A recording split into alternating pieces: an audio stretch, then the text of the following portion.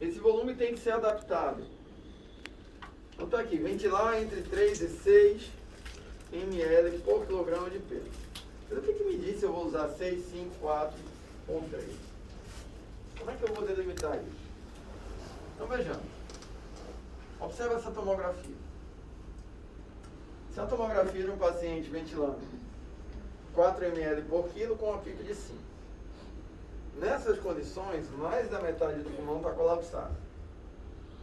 55,6% de colapso. O que acontece? O pulmão de Sara não é um pulmão duro. Ele é um pulmão pequeno. Baby lung, né? É o baby lung. Tá? Tudo isso daqui para cima é pulmão normal. Mas é um pulmão pequeno. E aí veja, nessas condições, mais da metade do pulmão é não funcional. E aí se eu fizer um cálculo simples, veja, eu teria que aplicar 6 a 8 ml por quilo. Mas considerando o pulmão todo aberto como um inteiro, eu tenho que subtrair do um inteiro a quantidade de colapso. 0,556. Quando eu corrijo o volume por essa medida, eu vejo que a quantidade de volume que cabe nesse pulmão é apenas essa. Então, usar 6 ml por quilo em um pulmão pequeno leva esse pulmão pequeno a sobredistender. É a mesma coisa você pegar um neonato e jogar lá um volume de adulto. Bom, agora o pulmão foi recrutado, tem uma PIP de 25 e desfez o colapso. O colapso é apenas de 0,9%. Agora esse pulmão acomoda esse volume.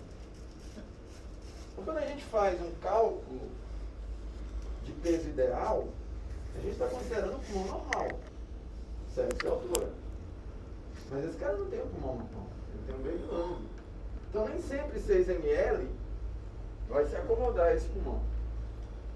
Mas você diz, não, beleza, mas eu não tenho tomografia, como é que eu vou fazer? A melhor estimativa que a gente tem do tamanho do pulmão funcional é o volume sobre a complacência. É a relação entre volume e complacência. Quanto de volume eu acomodo a partir da complacência pulmonar? Se a gente fizer uma fórmula simples, quem é complacência? Qual é a fórmula de complacência?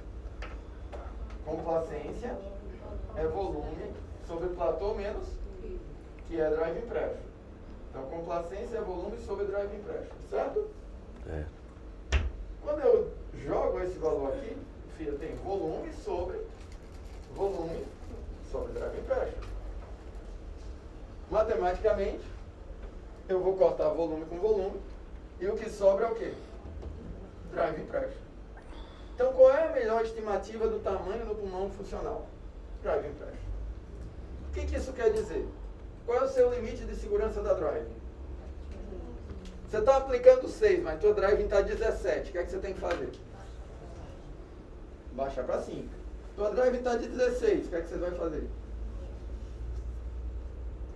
É a melhor estimativa do tamanho do pulmão funcional. Tá? É usar o volume pela driving pressure. Usar 6 ml para todo mundo vai sobredistender o pulmão. Olha aqui. Vários pulmões. Esse indivíduo aqui tem 51 quilos. Mas a capacidade pulmonar total dele, 3.976, é maior do que esse indivíduo que tem 64 quilos, que só tem 4.000. E é muito maior do que esse indivíduo de 70 quilos, que só tem 1.900.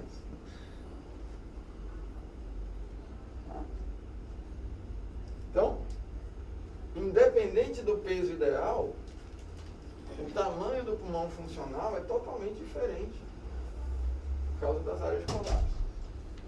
E eu tenho que adequar o volume ao tamanho desse pulmão funcional. Olha para cá. Olha o que é que sobrou de pulmão aqui. Isso aí é um pulmão de neonato. Você jogar 6 ml aí, você vai detonar o resto desse pulmão que tá legal. Então é basicamente isso, né? Veja como a gente evolui.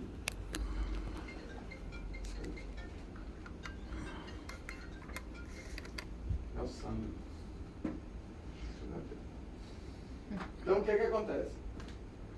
A gente achava lá nos patrás-mente, como diz a história, que o volume corrente alta era bom porque melhorava a gasometria. Depois a gente viu que inflamava o pulmão. Depois a gente começou a usar volume corrente baixo, mas teve uma época de volume por quilo. Era a época que surgiram as camas balança. Mas aí o cara pesava de tecido adiposo, edema, tudo. Não funcionou. E a gente começou a achar volume por peso ideal.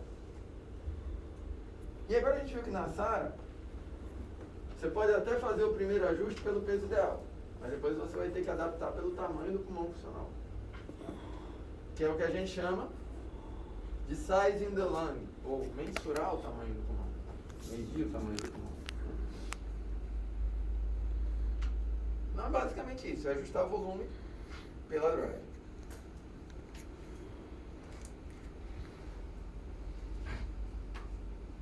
Platô, que a gente tem, a recomendação é manter um platô menor ou igual a 30 centímetros d'água. E a gente sabe que medida de pressão de platô também está associada a menor mortalidade. Uma curva de Kaplan-Meier, pacientes com menor pressão de platô sobrevivem mais, pacientes com maior pressão de platô sobrevivem menos. E tem um estudo clássico do Luciano Gattinoni, um grupo do Luciano Gattinoni, Marco Ranieri, lá de Milão, e é um estudo muito difícil de fazer, porque eles conseguem fazer tomografia com histograma, eles conseguem colorir as áreas da tomografia. O que ele fez? Ele usou a estratégia ARSNet. O que é a estratégia ARSNet? Existem hoje dois tipos de estratégia, né? A Open Lung Approach, que veio do trabalho do Marcelo Matos em 98, que é aquela estratégia onde você vai usar PIP alta, fazer manobra de recrutamento e controlar o volume corrente. A estratégia ARSNet não usa PIP alta e só faz recrutamento como resgate. A estratégia ARSNet basicamente é 6 ml por quilo e platô menor do que 30. Que foi isso que eles usaram nesse estudo. Eles colocaram 30 pacientes e colocaram 6 ml por quilo para todo mundo. Tá? E aí eles fizeram uma medida de citocinas no lavado broncoalveolar, ou seja, eles queriam saber o quanto esse pulmão estava inflamado, e coloriram as áreas da tomografia com histograma. Ou seja, áreas vermelhas eram alvéolos hiperinsuflados, azuis normais, amarelos aqueles pobremente aerados e verde a colapso. Em tese, todo mundo estaria protegido. Todo mundo está ventilando com 6 ml e todo mundo tem pressão de platô menor do que 30.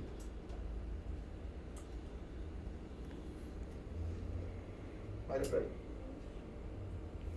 Esse cara aqui tem muita hiperinsuflação, vermelho, e muito colapso, verde. Diferente desse aqui. Teoricamente estaria todo mundo protegido.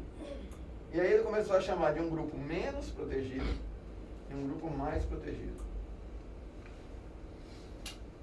Olha o histograma do grupo mais protegido. Pouca área de hiperinsuflação, muita área normal, pouco colapso. Olha o histograma do grupo menos protegido. Muita hiperinsuflação e muito colapso. O que isso prova para mim? Que jogar 6 ml para todo mundo não vai dar certo. Tá? Eu não medi o tamanho do pulmão funcional de cada um. E é isso que eles mostram. Embora você está usando o volume protetor, 30% dos pacientes tinham hiperinsuflação, sobredistendiam o pulmão. A pressão de platô no grupo mais protegido, em média, foi 25. No menos, 29. Todo mundo tinha pressão de platô menor do que 30. Aumento de citocinas no grupo menos protegido, ou seja, inflamou mais o pulmão. Volume por si, quando excessivo, provoca aumento do strain e inflamação pulmonar. Número de dias livres da ventilação, maior no grupo mais protegido, ou seja, menor permanência em ventilação. E mortalidade também foi diferente. Tá? Mas Teoricamente, todo mundo estaria protegido com 6 ml e platô menor do que 30. Resultado. Inclusive, eles fazem a sugestão de limitar platô maior do que 28, que alguns guidelines já trazem. Então, eles concluem dizendo o seguinte: o presente estudo demonstra que a estratégia ARDNET pode não ser protetora para todos os pacientes com SARA, porque 1/3 dos pacientes experimentaram uma substancial hiperinsuflação com volumes de 6 ml por quilo e platô menor do que 30. One size don't fit all. Então, uma estratégia não se aplica a todos.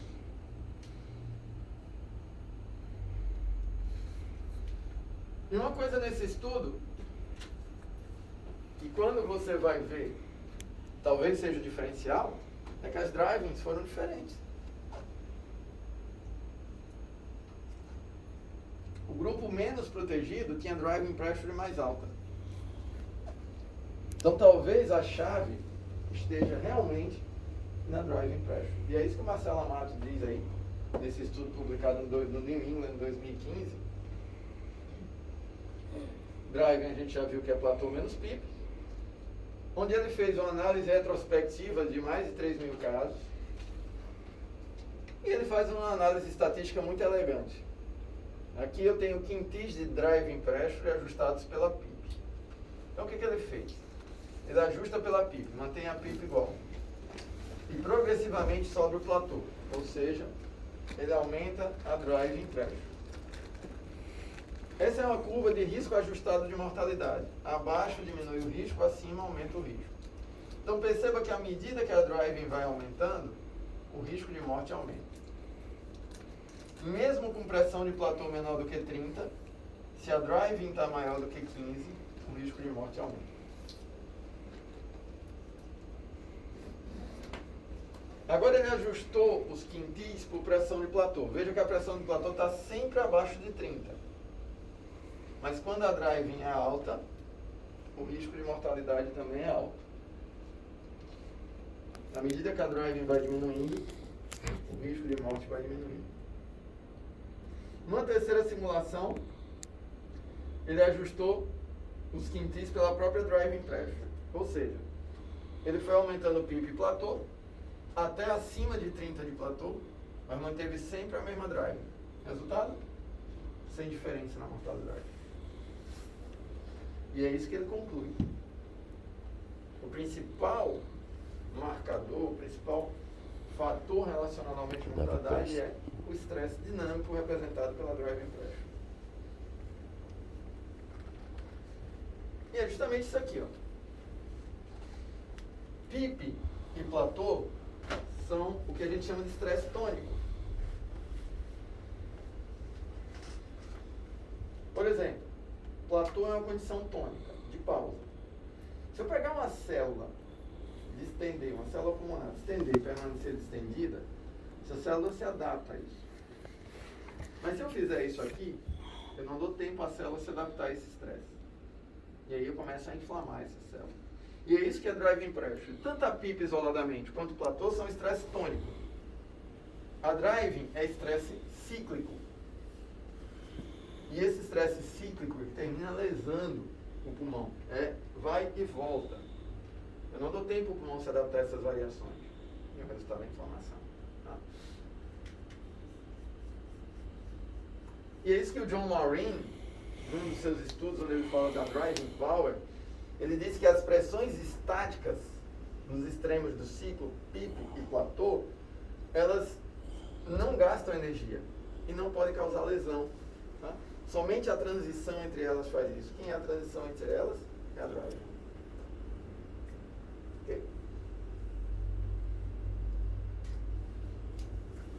Só que tem uma coisa.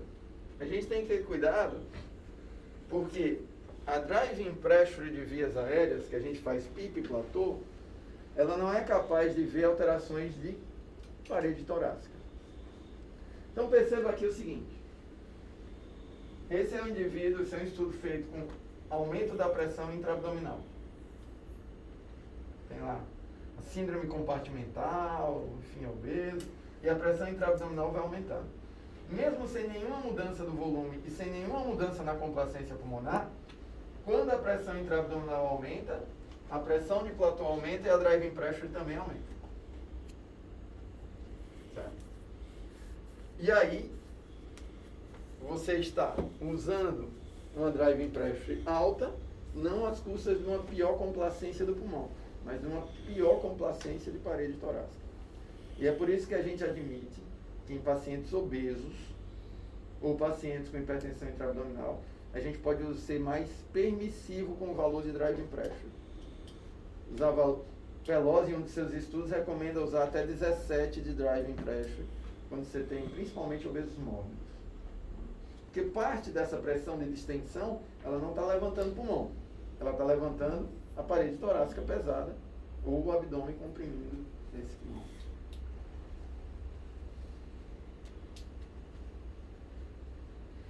Bom, e qual é o valor da PIP nisso tudo? Está aqui, né? Uma das primeiras coisas sugeridas, inclusive no Guidelines da OMS, foi a PIP Table WARSNet. Essa tabela foi usada pela primeira vez no ARMA Trial de 2000. E é uma tabela construída empiricamente. Pegaram experts e os caras, a partir das suas experiências pessoais, eles foram sugerindo que se criasse uma tabela que levasse em conta a PIP e a FO2. Essa tabela foi repetida em alguns outros estudos, como o OBS, o OVLI, enfim. Qual é a vantagem da tabela? É fácil. É fácil de usar. Você vai pegar aqui qual é o meu alvo de saturação. 90 a 95. Então, eu vou fazendo esse par e par. 8 de PIP, 30 de FO2. Atingiu o alvo? Não.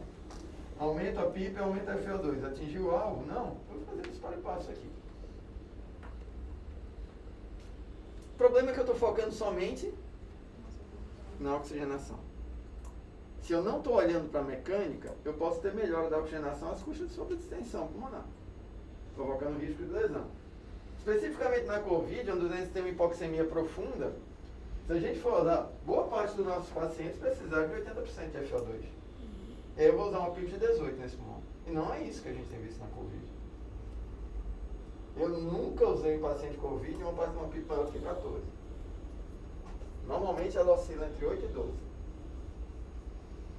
E aí meter uma PIP de 18 nesse momento, não só estender o pulmão. Isso alguns estudos já mostraram, tá aqui, ó. Decisões clínicas sobre o nível correto de PIP são desafiadoras, especialmente quando a PIP foi adaptada baseada na tabela PIP-FO2. Com uma PIP alta, 15 centímetros d'água, o platô ficou extremamente alto, maior do que 45. E os pacientes parecem pobremente responsíveis, mostrando somente modestas melhoras na oxigenação, com aumento da driving pressure e desenvolvimento de hipotensão. É um impacto hemodinâmico. E a gente desde o começo falou, PIP Table não é adequada para esses pacientes, né? Pelo grau de hipoxemia. Esse outro estudo é a mesma coisa. Definido pela tabela, nossos pacientes, a PO2 e FO2 média era de 89, pacientes com hipoxemia grave. Se nós tivéssemos seguido as sugestões, os protocolos sugeridos, nós teríamos que aplicar uma PIP de 18, foi aquilo que eu mostrei ali no slide anterior. Tá? Contrariamente, a PIP média foi de 8, melhor PIP, avaliada combinando variáveis respiratórias, complacência, capacidade visual opcional PCO2, e hemodinâmicas, com ecocardiografia, né, função do ventrículo direito, e SPAP, avaliando a regurgitação de válvula tricúspide.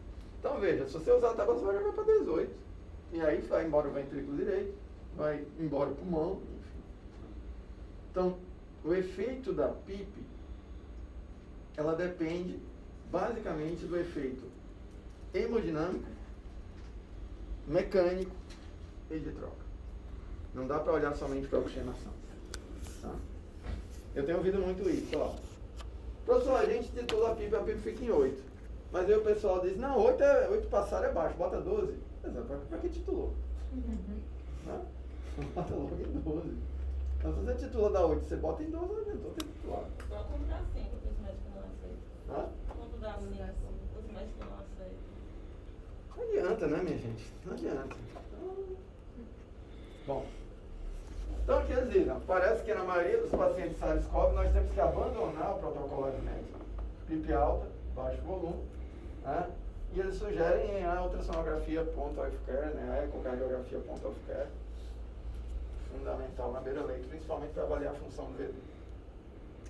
Outra coisa, os 3 grandes estudos que avaliaram PIP alta versus PIP baixa, LOGS, co-express e alveolar, sabe o que deram? Nada. Não houve diferença na mortalidade. Então a gente tem que parar com essa coisa que SARA é igual a PIP alta. Depende. Vai ter paciente que vai ter PIP alta, vai ter paciente que vai ter PIP baixa, depende da condição mecânica do doente. E tá aqui, ó. Esse gráfico mostra muito bem isso. Aqui eu tenho a relação PO2-FO2. As barras brancas representam pacientes ventilados com 6 ml. As barras pretas com 10 ml por quilo. E aqui está a complacência. Então perceba que eu tenho uma PIP de 5. Eu aumentei para 10. Melhorei complacência tanto no grupo 6 quanto no grupo 10 ml. E melhorei troca. Melhorei oxigenação. Quando eu aumentei a PIP de 15, o grupo de 10 ml já perdeu complacência, ou seja, o pulmão sobredistendeu. Tá? Mas a oxigenação melhora. Quando eu joguei a PIP para 20, os 2 grupos perderam complacência. Pulmão sobredistendido. Mas a oxigenação continua melhorando. Quando jogou para 25, a complacência afundou. Ficou menor do que na PIP de 5. Mas a oxigenação continua melhorando.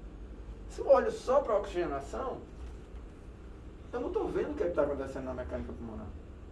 Eu vou promover lesão. É fato. A oxigenação melhora mesmo com o pulmão sobredistendido, porque eu estou facilitando a difusão. Se eu pego esse alvéolo, faço isso e aproximo ele do capilar, eu facilito a difusão. Mas o alvéolo está no limite elástico dele. Esse pulmão vai inflamar. É isso que a gente tem que ver.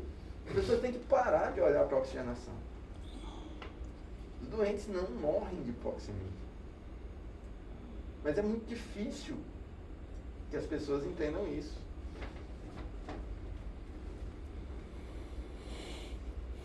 Está aqui, ó. Uma resposta interessante é a resposta da PCO2. Pouca gente olha. Então imagine o seguinte. Essa linha tracejada era o que eu tinha de colapso antes de fazer uma manobra ou de titular a PIP, enfim. Com a titulação, eu reduzi a área de colapso. Ou seja, eu ganhei pulmão ventilado. Eu aumentei a ventilação. Se eu aumentei a ventilação, o CO2 cai. Então, o CO2 é um bom marcador de se eu conseguir melhorar o recrutamento ou não. Se eu ganhei área ventilada ou não. Então, se eu tenho um aumento da PO2 com uma consequente queda da PCO2, joia, eu ganhei pulmão recrutado. Agora, veja que aqui eu não tive nenhum ganho de área recrutada. O que acontece é que quando eu aumentei a PIP, eu fiz o que a gente chama de efeito squeeze. Eu peguei o fluxo sanguíneo, joguei para cima. Resultado? Melhor oxigenação. Mas o que é que vai acontecer com a PCO2? Ela vai aumentar. Porque a setinha aqui está para baixo, ela está para cima. Por quê? Porque não mudou a ventilação. Não mudou, não ganhei nenhuma área. Nenhuma nova área foi recrutada. Eu apenas redistribuí fluxo sanguíneo. Associado a isso, a melhora da difusão. Então, melhora a oxigenação, mas aumenta o CO2. Isso indica que você sobredistendeu o pulmão. Então, olha a gasometria de vocês. Se você ajustou uma PIP e houve melhora da oxigenação, mas houve aumento do CO2, você promoveu mais espaço morto. Você sobredistendeu o pulmão. E como eu falei ontem,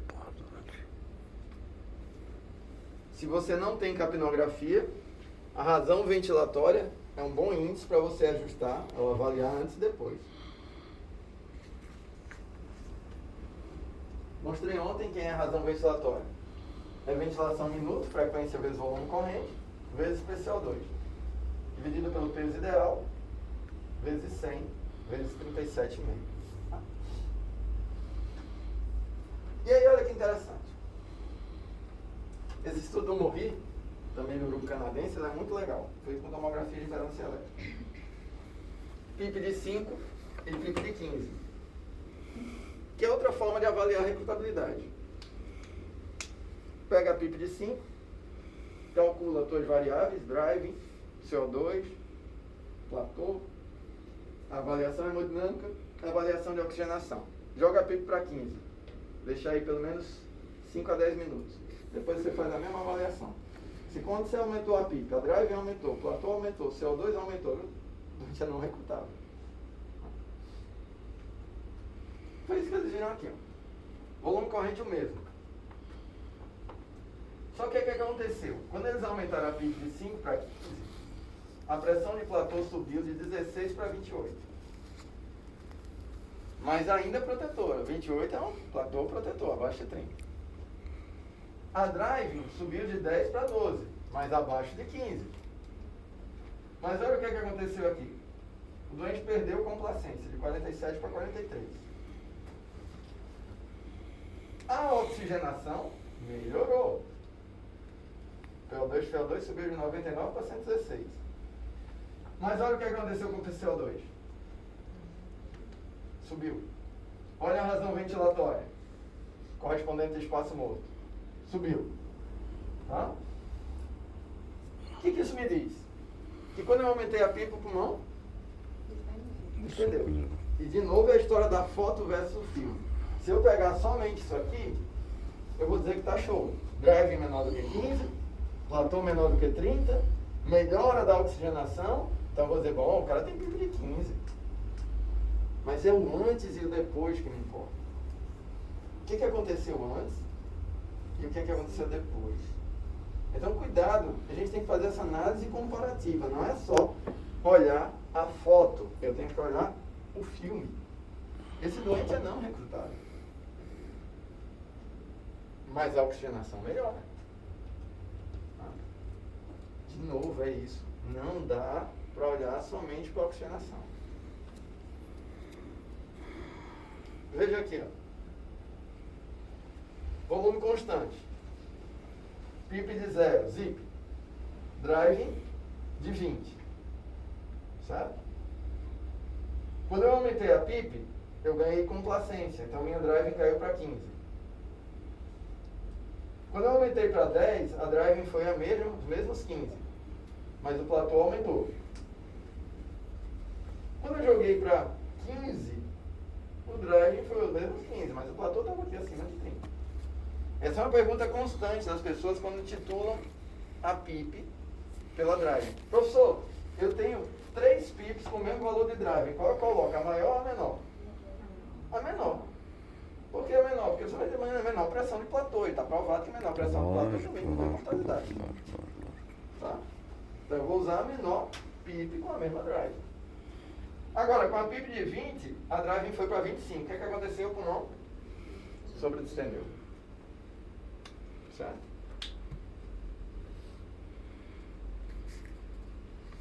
Então, o efeito da PIP é basicamente esse aqui.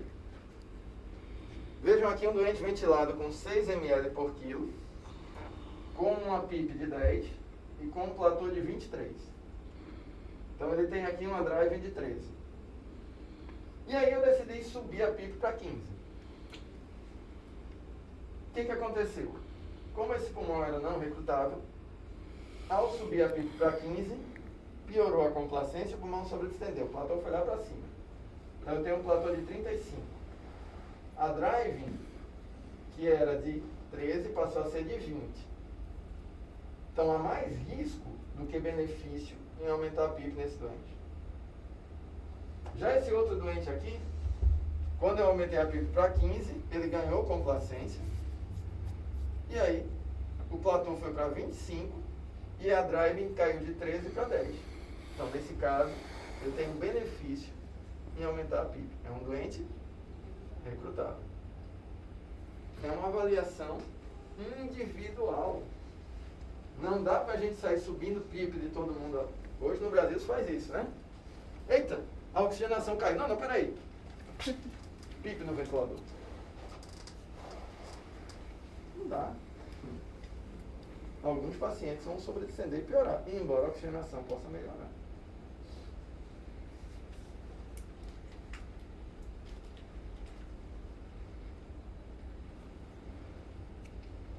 Que é a mesma coisa. Paciente com PIB de 5, platô de 12, driving de 7. Ao subir a PIB para 12, o platô foi para 28. A driving pulou de 7 para quanto?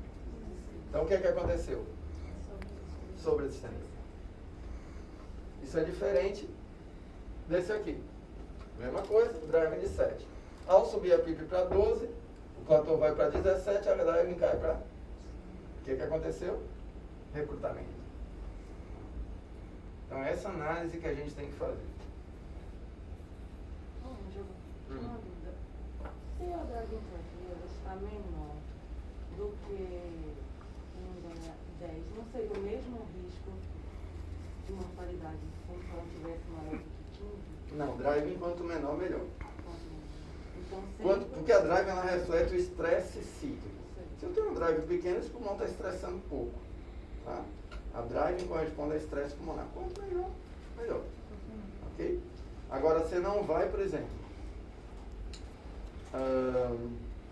imagina que você tem aí você está ventilando a 5 ml por quilo de volume e você tem uma drive de 14. Aí você diz, não, eu vou baixar para 4, porque aí eu tenho drive menor ainda, e quanto menor, melhor. Só que quando você baixar para 4, o cara vai fazer uma baita percapnia e vai com um pH de 7,0. Não tem indicação de você fazer isso. Tá? Então é um equilíbrio. Eu vou tentar a melhor drive, desde que todas as outras variáveis estejam organizadas. Mas é fundamental que eu mantenha uma drive menor do que 15. Não necessariamente eu vou trabalhar para baixar frequentemente essa driving pressure. Okay? Mas quanto menor possível, melhor.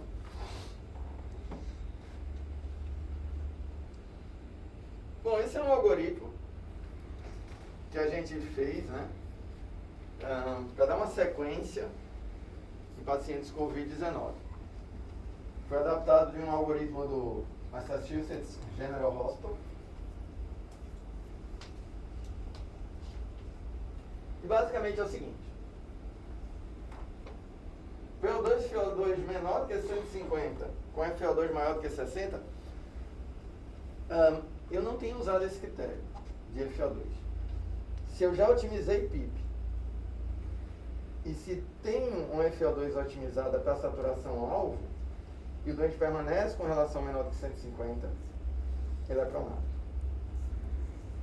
Eu descobri uma coisa bizarra, né? Uma pessoa me contou. Se no hospital dela, como o critério era FiO2 maior do que 60%, as pessoas diminuíam a FiO2 para não ter que pronar o doente. É bizarro, gente, o que acontece nesse país. É criminoso, né? Não tem outro não. Bizarro é o nome, é criminoso. Porque você sabe que uma terapia tem efeito de redução de mortalidade, você está negando isso ao doente. Mas tudo é motivo. Lá no meu hospital, eu fiz um Forms. Um Google Forms. Eu até postei. Toda vez que os meninos lá, minha equipe, percebem que o doente tem indicação de inflamação, tem um Forms lá que vai dizer nome do paciente, leito, qual é o critério de indicação, qual é o início da pronação, qual é o término, se foi pronado e se não foi, qual é o motivo. Isso não teve resposta também, né? Hã? Isso não teve resposta também na prova. Não, a gente nem tá, eu não estou nem interessado em saber da resposta direito, do critério. Porque assim, se ele precisar ser pronado de novo, ele vai preencher outro forms indicando o critério pelo qual ele foi pronado de novo. Então eu vou deduzir que ele não teve resposta. Também inicial. Mas o que eu quero saber mesmo é porque é que o doente não está sendo pronado. Entendeu? Se eu tenho critérios. E aí as respostas são bizarras, assim, né? A equipe não cooperou. A equipe não cooperou. Né? O médico disse que não tinha critério. Tá tudo lá Você registrado. O que, pontuou lá. que eu pego? Eu pego esses forms, eu faço um relatório e mando para a direção. Acabou meu problema. Não vou discutir. Acabou meu problema, porque o pessoal passou, ó, vai ser registrado. Acabou meu problema. Se você faz um protocolo no seu hospital e vê que tem a demanda é bem maior, e a resposta é positiva, você vai manter aquilo ali. Sim, Mesmo se pegar o protocolo de TEP para todos os pacientes de uma enfermaria pulmonar. claro. Então, assim, tem critério, vai ser pronado. É estressante para a equipe? É, fato. Mas eu não vou negar ao paciente uma terapia que pode salvar a vida dele. O que a gente pode fazer? Não, dá um tempo maior, estende a prona de um, para não ter que fazer todo mundo ao mesmo tempo. Enfim, a gente dá um jeito, mas tem que ser pronado, fato.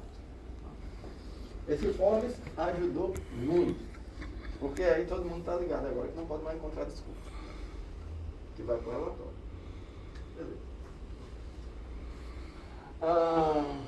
Então, ó, se eu já tenho uma PIP adequada, driving pressure, volume 6 ml por quilo, ou, obviamente, volume otimizado, a gente vai titular com a manobra decremental. A melhor PIP é a menor driving pressure. Se após titular a PIP, o paciente tem um drive menor do que 15, um platô menor do que 30 e uma PO2 FO2 maior do que 150, ele nem vai ser pronado e eu nem vou repetir a titulação. Vou manter a PIP.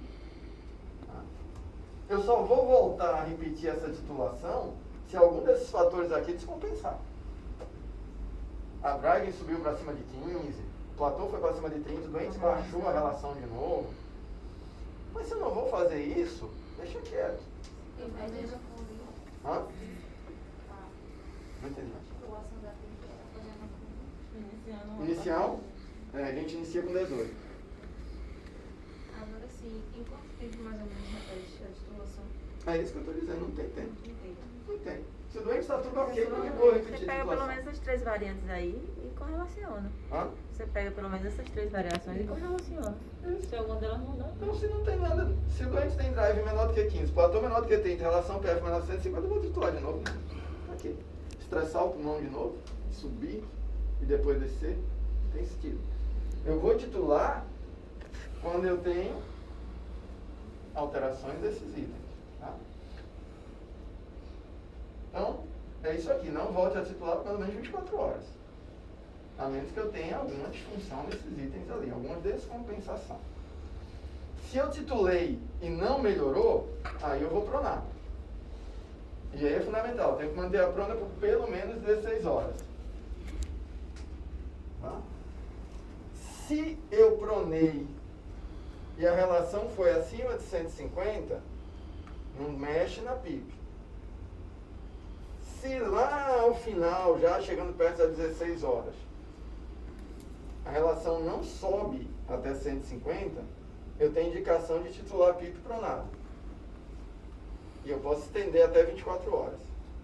Para ver se em 24 horas essa relação pula para cima de 150. Tá? Responde até com 2 horas a mais. Hã? Um paciente que responde até 2, se eu colocar 18 horas, ele já começa a ter uma resposta. Aquele critério de 2 horas não funciona. Eu vou 2 horas pronado. Se a relação PF não subiu 20 mmHg, nem a PO2 10 mmHg, volto para supino porque ele é não respondedor. Isso não funciona. Não façam isso, porque retornar esse paciente muito rápido da supino promove mais atelectral, piora o prognóstico do doente. Tem doente que responde com 8, com 10, com 12, e mesmo que ele não responda do ponto de vista de oxigenação, vou mostrar para vocês, o que reduz a mortalidade na prona não é a oxigenação, é a homogeneização de pressão transpulmonar e o menor risco de lesão pulmonar.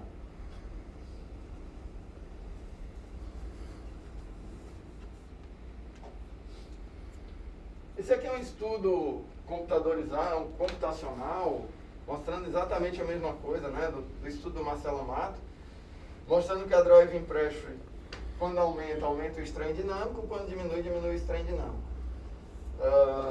Quando aumenta o recrutamento volumétrico, por isso que melhora a oxigenação, mas é uma coisa ruim, porque inflama o pulmão. E quando diminui o recrutamento volumétrico. E o power também muda. Mas isso aqui é que é o mais interessante. Essa foi uma análise do estudo ART. E isso é fundamental que vocês entendam. Quando você titula a PIP pela driving pressure, você está admitindo essa relação. Quem é driving pressure? É volume sobre complacência. Então, para linkar isso com isso, o volume tem que ser mantido constante. E aquela PIP que você ajustou é a PIP adequada para aquele volume. Se você alterou o volume, a PIP altera. Que é isso que ele mostra aqui. Ó. Tá? Complacência. Se você mudou o volume para 4 ml, a PIP adequada é de 20. Para 6, a PIP adequada é outra. Para 8, é outra. Driving pressure é a mesma coisa. Mudou o volume, muda a PIP. Você titulou a PIP para aquele volume. Então não adianta você titular com 6 e ventilar com 5. Que é isso que a gente questiona de ventilar em PCV. Você muda para V, faz a titulação com 6. Mas você volta para ventilar em P e não dá 6. Aquela PIP não é adequada para 5 ou para 4. Ela é adequada para 6 que você titulou. Professor, é o seguinte. Titulei a PIP com 6 e obtive a menor driving pressure 17. Não baixou mais do que isso. O que eu tenho que fazer? Baixa o volume para 5 e titula de novo com 5. Lógico. Tá? Até que eu consiga uma driving pressure de 15 ou inferior. Mas não dá para ventilar com um volume para o qual a PIP não foi titulada. Isso é fundamental.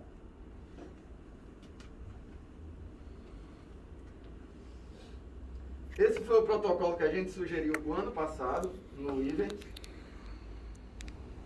de titulação, que a gente chamou de mini titulação.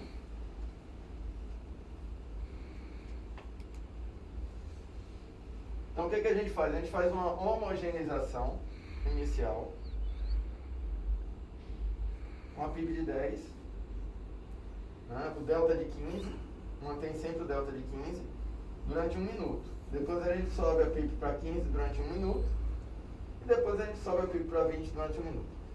Por que manobra de homogeneização? Porque alvéolos têm pressões de abertura diferentes. E aí eu vou ter que ultrapassar a pressão de abertura para tentar homogeneizar o máximo possível esse pulmão. Só que tem um problema. Se você avaliou a recrutabilidade em paciente não é recrutável, esquece isso aí. Esquece. Não adianta. Você está impondo o estresse desnecessário ao pulmão. Depois a gente titula decremental em VCV usando 6 ml por quilo. 18, 16, 14, 12, até 10 de PIB. Lembre-se, isso foi no início da pandemia, março de 2020. Depois a gente viu que tem um problema. Muitas vezes a PIB adequada está abaixo de 10. É 8. A gente tem visto muito PIB de 8. Então a gente passou a decrescer até 8 de PIB. E depois, como eu fui recrutando esse pulmão, uma nova manobra de homogeneização.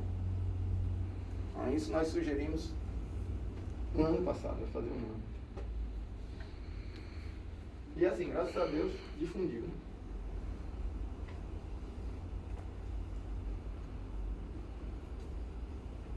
E aí vem a pergunta: qual é o momento de permitir, de tirar o bloqueador, de permitir que esse doente respire espontaneamente? Como é que eu vou saber esse momento? Como não ser muito precoce nem muito tardio? Então, basicamente é o seguinte: se a relação PO2-VO2 se mantém maior do que 200 por 24 horas, isso é um indicador de que eu já posso iniciar o desmame da PIB do doente. E essa é outra coisa fundamental. Se você não tem um controle da PIB, se você fica o tempo todo subindo e baixando o PIB, essa PIB nunca vai estar estável. Como é que eu vou fazer o desmame dela? E aquilo que eu falei nos slides anteriores. Se você tem todos aqueles parâmetros ok, não mantém a PIB. Não titula a PIB. Vai ser dali para baixo. Você vai fazer desmame da PIB. Se eu estou o tempo todo titulando, tem hora que vai dar em cima, tem hora que vai dar embaixo, e eu vou estar subindo e descendo o PIB. E aí eu não consigo ter uma estabilidade. Então, ó, imagina que eu tenho uma PIB de 12. E eu tenho uma relação PO2-FiO2 que está acima de 200 por 24 horas. Então, hora de iniciar o desmame da PIB. Eu baixo essa PIB de 12 para 10. Espero 8 horas. Mas tem que ser 8 horas? Tem. Você tem que dar tempo para esse sistema estabilizar e você ver a resposta. Se nesse período de 8 horas você precisou aumentar FiO2 em mais do que 10% para manter a saturação alvo, não funciona. Volte para a PIB anterior. Tá? Se não, toque o desmame. Como eu baixei de 12 para 10, 10 é o meu limite inferior. Então, baixei de 12, 8 horas, não precisei aumentar a FiO2 em mais do que 10%, e ele já tem uma PIB de 10, eu já posso transitar esse doente ou para PCV, fluxo livre, e começar a diminuir sedação para permitir respirações assistidas, né? Ou, dependendo do que eu perceber, já posso iniciar o PSV. Certo? E aí, tocar desmame. Acabou. Fiz isso. Tirei sedação. Tirei o bloqueador. O doente cursa com esforços respiratórios exacerbados. Volta. Então, é um algoritmo para a gente seguir a evolução do doente. Oi. No caso, voltaria para bloquear ou poderia voltar, tipo, para Aumentar a sedação. PCV e aí avaliar? Pode. E Bom, depois pode. aumentar a Você sedação pode e depois aumentar essa da analgesia, mantê-lo em PCV. Se ele diminui a intensidade do drive do esforço, tranquilo. Para não ter que voltar logo. Para não ter que voltar assim. Com certeza. Tá? Você só, na realidade, o bloqueio é o último recurso. Quando se a multimodal não deu Às certo. vezes pode dar só uma sedação leve, ele pode, né? Pode, às vezes pode. Tá? Brigando com o mar. Depende muito do tipo de sedação que faz. Às vezes a gente fazem até hiperalgesia. Né? Então, às vezes é desconforto, hiperalgesia, delírio, enfim. Manobra de recrutamento máximo é complicado. Né? Manobra de recrutamento máximo é agressiva. Tem repercussões tanto alveolares e endoteliais, como efeitos cardiovasculares importantes. No estudo ART, quando eles jogaram a PIP para 45, 3 pacientes fizeram parada cardiorrespiratória, e eles tiveram que mudar o protocolo e aumentar a PIP só até 35. Alterações de função do trato intestinal, circulação plânica, está mostrado nesse trabalho, e de perfusão cerebral. Né? A gente tem hipertensão intracraniana, obviamente, você não pode aumentar muito a pressão intratorácica, senão você vai explodir a pressão intracraniana. A manobra de recrutamento máximo é resgate, não é uma coisa para ser usada periodicamente. Até porque os estudos mostram que melhora a oxigenação, mas não reduz mortalidade. A gente não tem indicação de estar fazendo. Esse é o protocolo da manobra máxima, né? Onde você ia até 45 de PIP. Depois você fazia decremental, procurando a melhor complacência.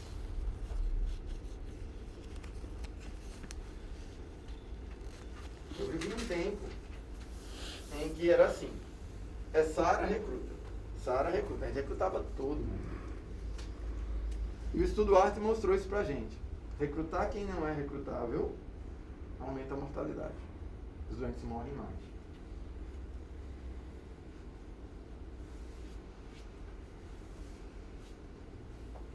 Posso pronar?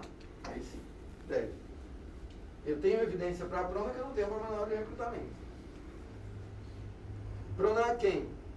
Então, quem tem relação PF menor do que 150.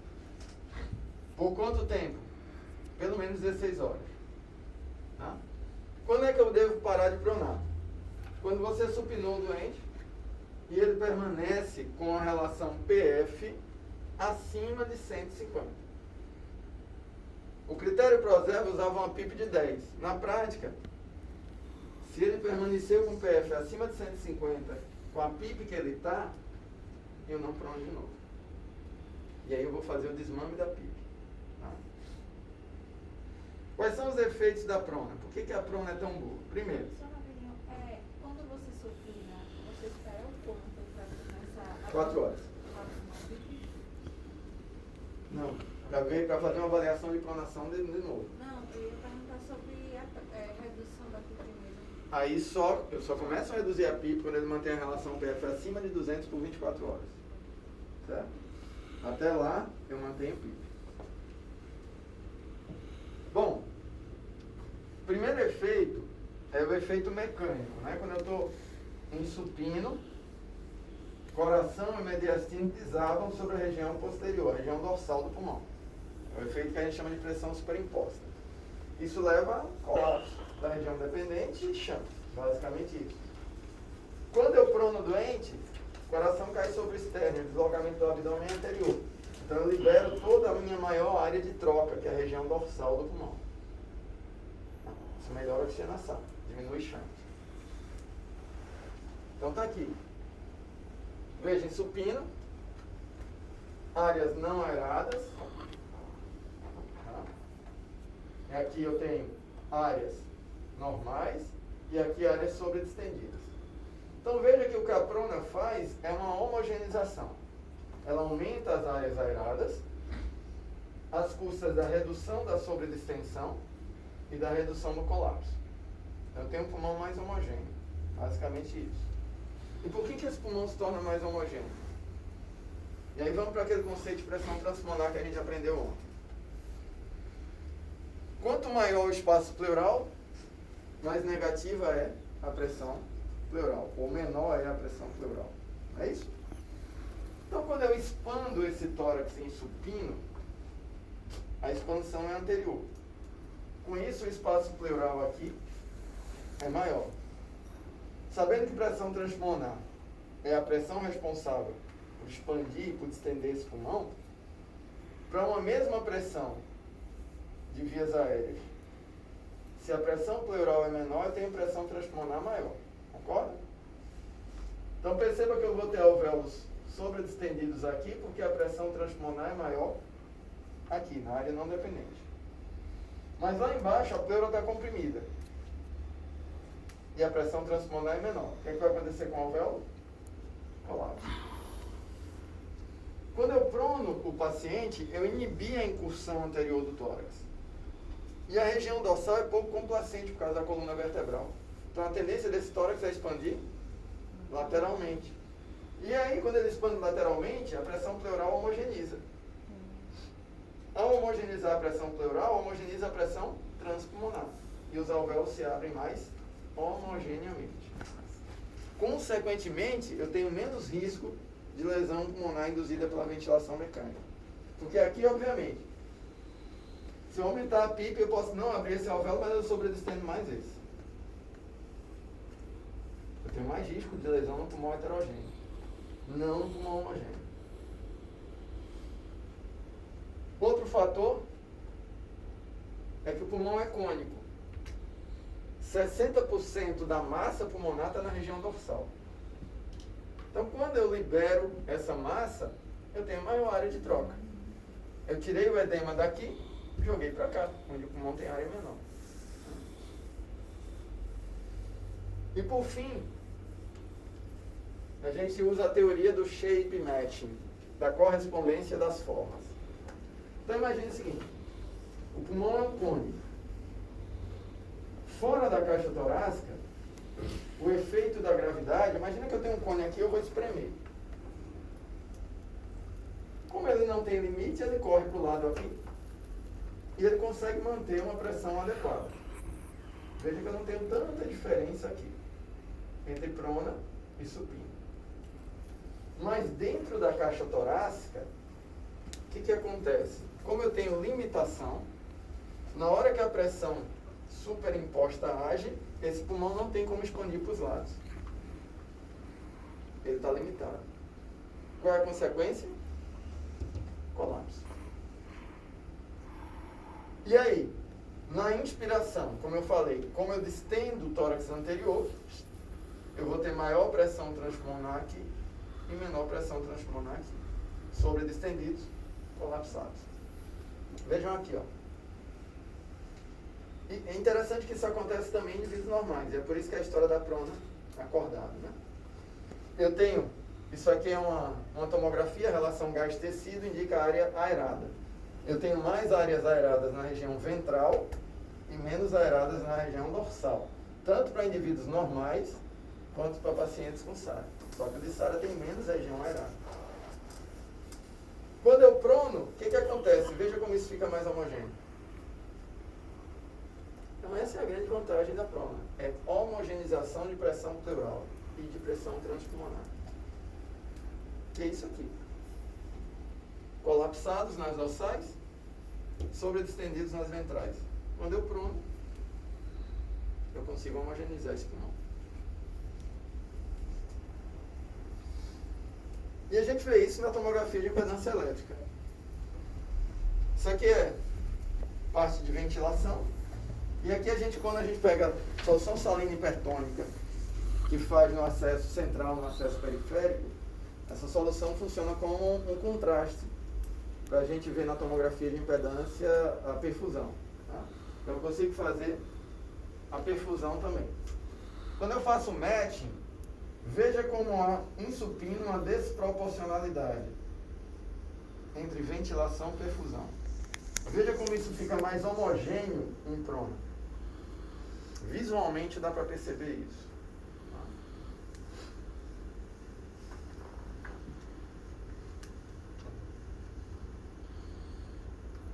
E por que a prona melhora a oxigenação?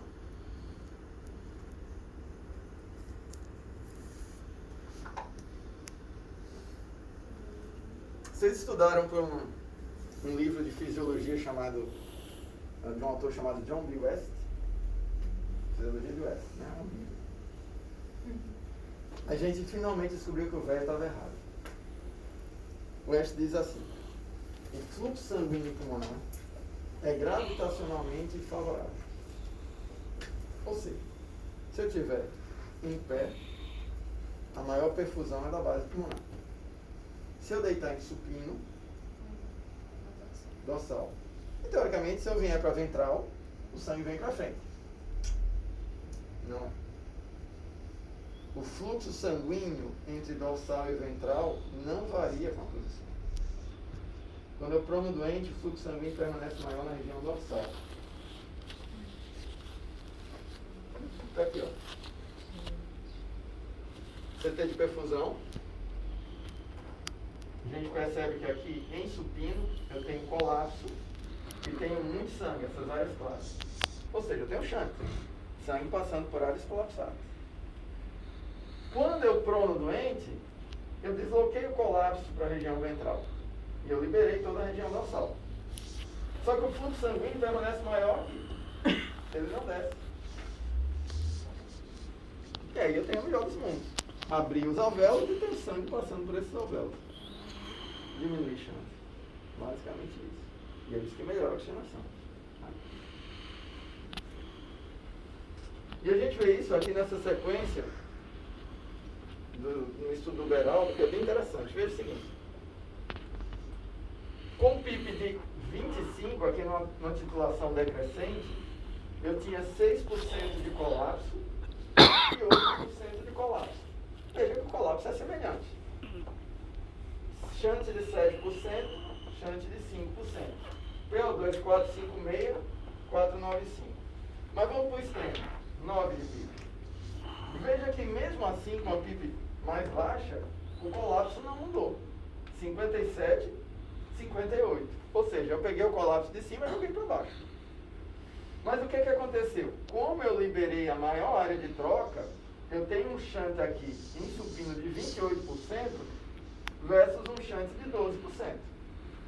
E aí eu tenho uma PO2 de 98 aqui versus 328 aqui. Então não é por colapso, Não é por questão de recrutamento. Não houve recrutamento aqui. O colapso é o mesmo. Tá? Agora, obviamente, minha maior área de troca agora, onde tem o maior fluxo sanguíneo, foi liberada, que é a região dorsal. Então é apenas redução do chat e melhor oxigenação.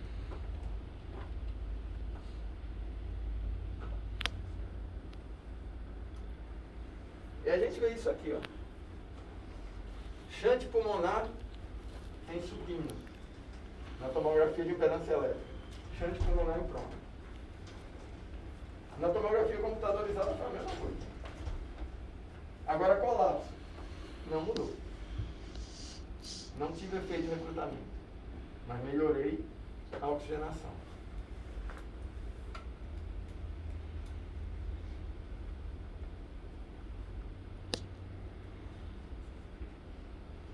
De novo, eu tenho que titular toda vez a PIP quando vai para a prona? Não.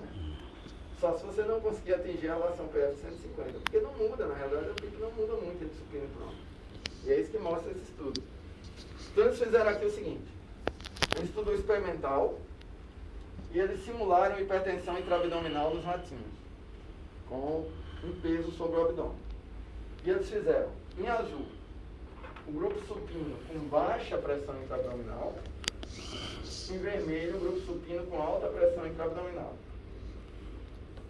Verde, prona com baixa pressão intraabdominal. Roxinho, com alta pressão. Então veja o seguinte. A PIP adequada para esses doentes variou entre o grupo que não tinha pressão intraabdominal e o que tinha. Mas se você comparar supino e prono, sem pressão, sem hipertensão intraabdominal, a diferença é não significativa. Mesma coisa aqui. E a gente vê melhor aqui, ó. PIP adequada para os dois grupos. Sem hipertensão intraabdominal. Foi a mesma 11. Embora esse grupo aqui tivesse menor complacência. Mas a PIP adequada foi a mesma. Grupo com hipertensão intraabdominal. Mesma coisa. A melhor complacência foi com a mesma PIP nos dois grupos. Então a PIP, ela não muda entre supino e prono.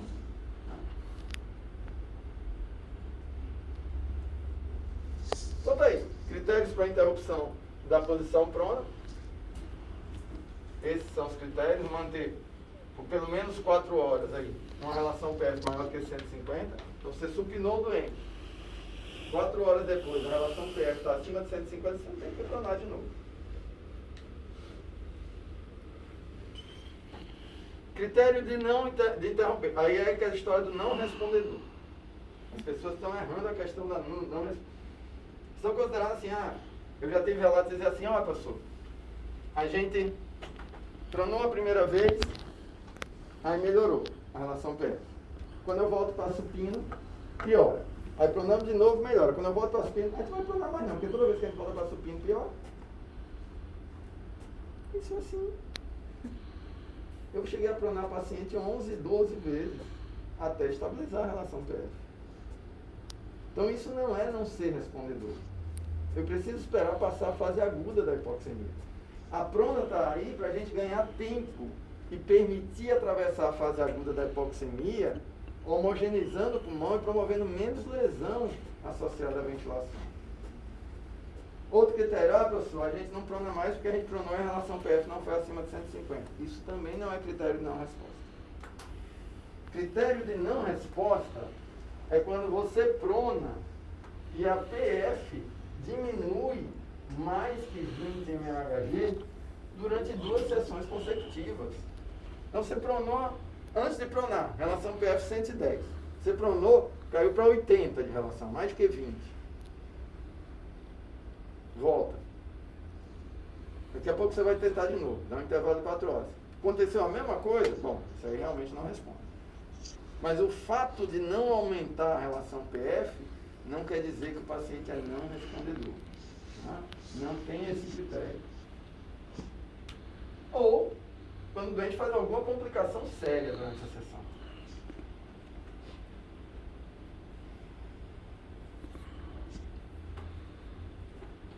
ponto. Falei ontem, né? Instabilidade hemodinâmica para não pronar.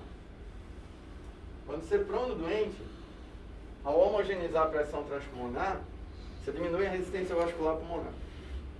Com isso, você melhora a função do ventrículo direito. Então, muitas vezes, a prona melhora a hemodinâmica.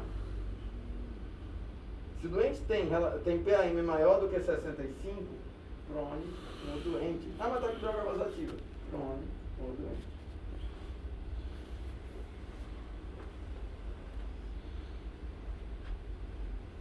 Nesse estudo, os caras investigaram o que fez. Nós tínhamos vários trabalhos que não davam resultado com a relação prona. Até que veio o Prozeva. E aí, nessa meta-análise, eles tentaram entender o que o Prozeva tem de diferente. Né? Pegaram 7 estudos, avaliaram 2.119 pacientes, 1.088 em prona, a relação PF média variou entre 100 e 160 e o tempo de prona variou de 6 horas até mais de 20 horas por dia. E eles fizeram análise de subgrupo. Os pacientes que associavam a prona a baixo volume corrente, menor ou igual a 8, ou a volumes correntes maiores do que 8. Pacientes que pronavam por mais do que 12 horas e pacientes que pronavam por menos do que 12 horas. E eles mostram a evolução dos estudos. Se você observar, os estudos foram progressivamente tendo maior chance de ser favorável à prona. Porque à medida que eles foram sendo feitos, o protocolo foi sendo aprimorado. Até que chegou no Prozeva, que foi o estudo que realmente fez diferença. E aí veja, quando você usou volume corrente não protetor,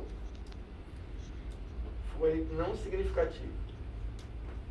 Quando se usou volume corrente protetor, aí a prona realmente fez efeito. O que quer dizer? A prona sozinha não salva ninguém. É um conjunto. Prona, ventilação protetora e um doente passivo.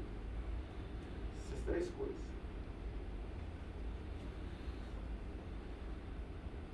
Bom, posição prona está associada a menor mortalidade, um baixo volume corrente, até 60 dias, e o maior tempo de prona está associado a menor risco de morte, pelo menos 16 horas. Esse foi o resultado do Prozeva. Grande estudo para posição prona, 466 pacientes. Critério de pronar era PF menor que 150, em média os doentes tinham 100. Pronados por tempo maior ou igual a 16 horas, em média os doentes foram pronados por 17. Redução de mortalidade. Eu tenho evidente para isso.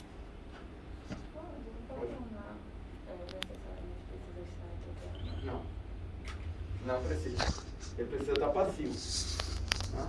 Você só bloqueia o doente se ele estiver entrando. Mas se ele estiver passivo com sedação, você não precisa bloquear.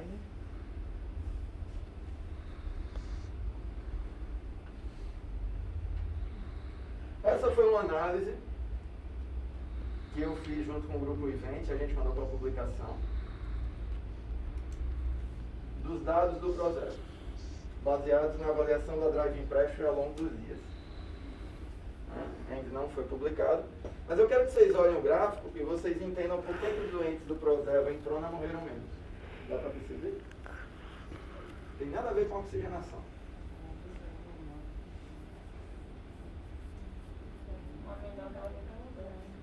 Isso aqui são os dias.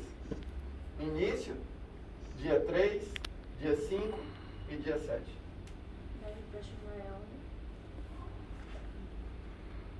O que aconteceu? Perceba que ao longo dos dias, nos doentes que estavam supinados, a driving foi aumentando. O que quer dizer essa driving aumentando? O doente foi perdendo complacência ao longo dos dias.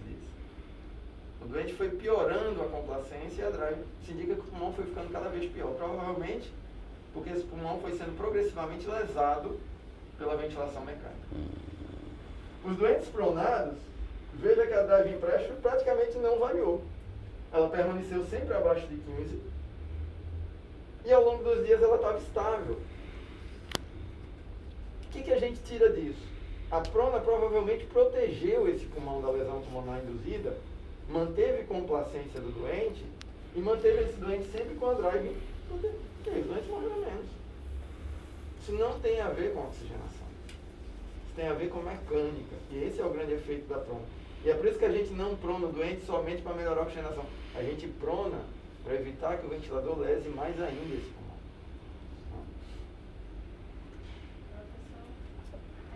Quando você vai pronar, você aumenta a FO2 ou você prona do jeito que está?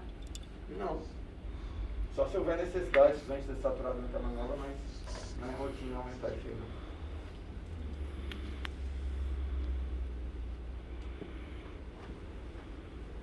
Aqui tem um resumão aí de tudo que fazer numa posição prona, né? Quantas pessoas? Aqui, ó, ele sugere a pré-oxigenação.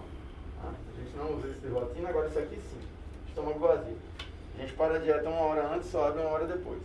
Tá? Aspiração do tubo antes da pronação, aí sim. Senão você desloca a secreção, o doente começa a tossir, piora a manobra, enfim, mesmo. Principalmente quando esse doente não está curarizado, está sossegado. Quanto tempo? Então, pelo menos 16 horas. Quem não pode pronar? Na realidade, só existe uma contraindicação totalmente absoluta para prona, que é fratura instável de coluna vertebral. DRM. Fora disso, todas as outras são relativas. Então, paciente com esternotomia recente, muitas vezes a gente tem os coxins altos, que é o que a gente usa para traqueostomia, por exemplo, que mantém o tórax, o quadril e a cabeça elevados, né? Tipo um quadrado, assim, você deixa o doente praticamente suspenso em cima da cama. E aí não tem muito problema. Professor, questão do peso. A questão do peso é um dificultador, mas não é um impeditivo. O que a literatura mostra para a gente é que pacientes até 150 quilos, eles são pronados pela equipe com expertise para pronar sem maior problema. Acima de 150 quilos a gente tem mais dificuldade. Tá? Mas não é um impeditivo também, não é uma contraindicação. Muito pelo contrário. Obesos parecem se beneficiar mais da posição prona.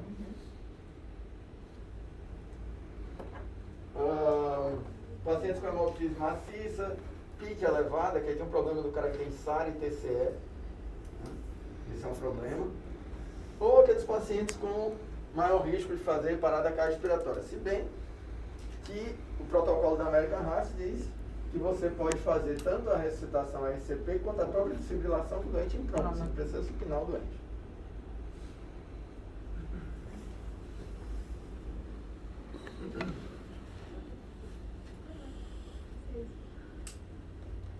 Esse critério não funciona. Esse critério veio de um estudo que sugeriu que respondedores e não respondedores, mas o que a gente tem visto é que esses pacientes, e isso está bem relatado nesse outro estudo, veja que tem paciente respondendo muito tardiamente. Nesse estudo, eles estenderam a prona até mais de 24 horas. Tá?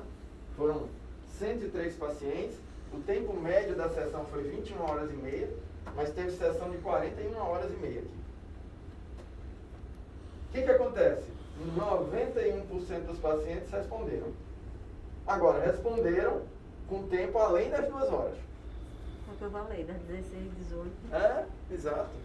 Então a gente percebe aqui, ó, por exemplo, isso aqui é uma curva de complacência. Você percebe que ela vai aumentando ao longo das horas até 24 horas. Agora eles perceberam que após 24 horas começava a perder o efeito. Veja que cai a complacência, preto aqui é o volume de espaço morto cai, mas depois de 24 horas começa a aumentar de novo. A driving pressure dinâmica, ela cai, mas ela começa a aumentar de novo depois de 24 horas. Então, para eles, nesse estudo, 24 horas foi um tempo limite. Tá? Mas o mais clássico é isso. Os pacientes respondem. Se você 2 horas não melhorou, volta. Aí você nega ao doente a chance de melhorar e pronto. Então aqui, ó. Nessa reanálise do Proserva, eles foram claros. Tá? Embora a troca gasosa melhorou e a mortalidade foi reduzida, nós não encontramos associação entre a melhora na troca gasosa e sobrevivência. Não é a melhora da oxigenação que salva esse doente. Nós sugerimos que a ventilação prona melhora a sobrevivência na SARA por reduzir a lesão pulmonar induzida pela ventilação. Isso bate com aquela avaliação que a gente fez da drive de empréstimo. Tá? Então, de novo, sabe aquela história da gente estar olhando para o lado errado? A música do engenheiro do Havaí, né? Eu posso estar completamente enganado, eu posso estar correndo para o lado errado. Você está correndo para o lado errado quando você olha somente para a oxigenação. Esses doentes não morrem de oxigenação e nem sobrevivem porque tem oxigenação melhor.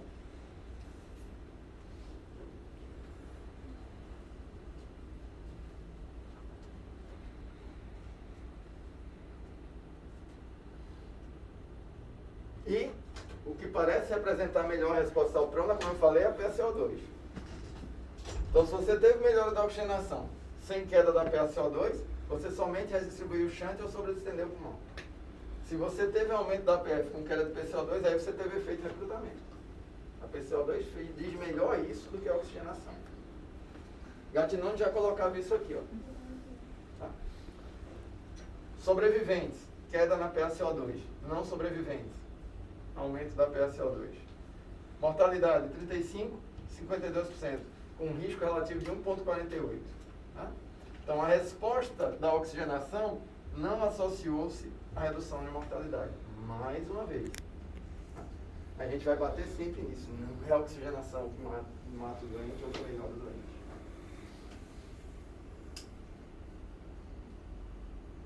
Por fim, relação pronar pacientes com relação PF menor do que 150, manter pelo mínimo 16 horas e parar quando a relação PF se mantiver por mais de 4 horas acima de 150. Esse foi um estudo que saiu agora, dos 4.244 pacientes. Né? Eles avaliaram algumas coisas interessantes aqui. 63% dos pacientes terminaram sendo intubados inicialmente. E ao todo 80% dos pacientes terminaram recebendo ventilação invasiva em algum momento. Mesmo aqueles que não foram intubados de cara, terminaram indo em algum momento para ventilação invasiva. Média geral de permanência na UTI, 13 dias de ventilação mecânica. Esse é outro problema. A gente tem que entender que são pacientes de longa duração. Esse não é aquele paciente que você, com 5 dias, você já quer extubar o doente. Às vezes essa necessidade de ser precoce piora a condição do doente. Mortalidade, 30% de SARA leve, 34% de SARA moderada e 50% de SARA grave. Mas eles foram aprendendo. Eles dizem isso no estudo. A mortalidade diminuiu de 42% para 25% durante os 2 meses do estudo. Então, eles foram aprendendo ali. Quais foram os preditores independentes de mortalidade? Idosos, obviamente, morrem mais. Muito difícil idosos com mais de 80 anos sobreviver. A gente tem visto isso na prática. Imunossuprimidos, obesidade severa, diabéticos, menor relação PF, componente cardiovascular e renal mais alto no score de SOFA e menor tempo entre os sintomas iniciais e a admissão na UTI. Então, esses foram. E aqui é interessante, né? Menor tempo, então o cara que foi primeiro morre mais, como é isso? Na realidade, eles discutem no estudo que a pessoa, quando foi admitida, o tempo de admissão era menor, mas a pessoa já cursava com sintomas mais intensos, mais graves. Eles falam isso no estudo. Esse é aquele protocolozinho que a gente já falou lá, né? E aqui está meio ruim de ver, mas é o protocolo de decremento da PIP. Decrescer a PIP de 2 centímetros d'água a cada 8 horas, até que a gente atinge uma PIP de 10 centímetros d'água.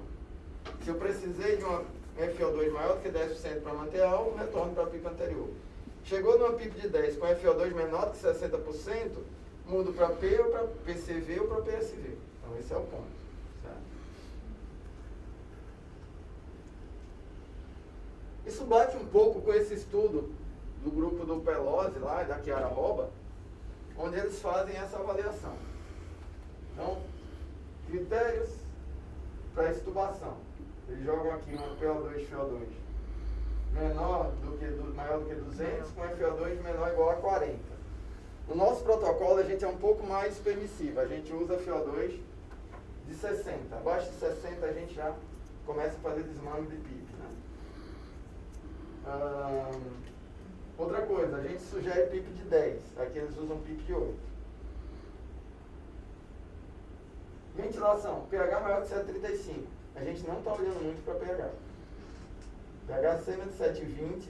Esses pacientes, às vezes, eles continuam um pouco acidólicos. A gente olha mais para drive e para esforço muscular respiratório. Frequência respiratória menor do que 18, apto a ter esforço respiratório, doente tem drive, hemodinamicamente estável, Glasgow maior ou igual a 8, nível de consciência, né? É interessante que alguns pacientes permanecem sem nível de consciência por dias.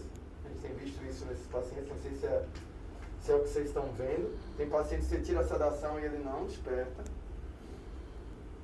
Capacidade de proteger vias aéreas, isso a gente faz sempre, vou falar disso de tarde, a gente faz sempre medida de pico de fluxo antes de evoluir o doente. Bom reflexo de tosse. Ele preencheu esses critérios, ele vai para um teste de respiração espontânea, que ele sugere 30 minutos a 2 horas. A gente nunca faz 2 horas, a gente faz sempre 30 minutos. E pode ser feito em CPAP de 5 centímetros d'água, que é o que eu faço atualmente.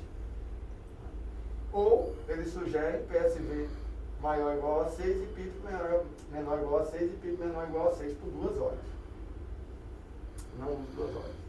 Estou só fazendo um confronto com o que a gente usa e o protocolo dele.